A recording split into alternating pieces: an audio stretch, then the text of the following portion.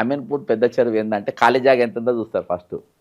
Right side అంతా ఖాళీ జాగా ఎంత ఒక 500 ఎకరాలు ఉన్నది చూస్తారు. ఎంత ఉన్నది ఎకరం గజం అక్కడ 60,000 గజం చెరువు. దాన్ని రౌండ్ చేస్తాడు, ఏది మున్సిపల్ శాఖ రౌండ్ చేస్తుంది.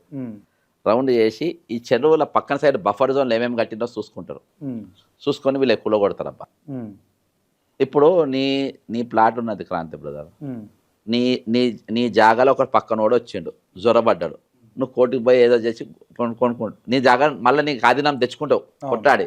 నువ్వు ఫస్ట్ ఏం చేస్తావు, ఇమ్మీడియట్గా ఆల్రెడీ ఒకసారి దెబ్బతిన్నావు కాబట్టి ఏం చేస్తావు, నువ్వు కాంపౌండ్ వాళ్ళన్నా కట్టుకుంటావు, ఫెన్సింగ్ అన్న చేస్తావు, ఏదో ఒకటి మొత్తానికి అయితే అది నాది అనిపించుకుంటావు.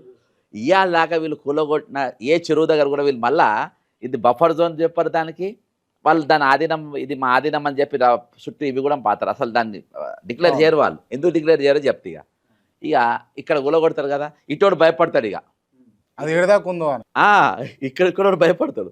భయపడగానే ఈ లోపు ఈ రేవంత్ రెడ్డి మున్సిపల్ శాఖ ఎన్నుకున్న ఈ ప్రైవేట్ మాఫియా ఇటు వెళ్ళిపోతుంది, ఈ భూముల దగ్గరకు అయిపోయింది. నెక్స్ట్ మీయే పోతానే ఇక్కడ పర్మిషన్లు ఇయ్యరు, ఇక దీన్ని బ్లాక్ చేస్తారు.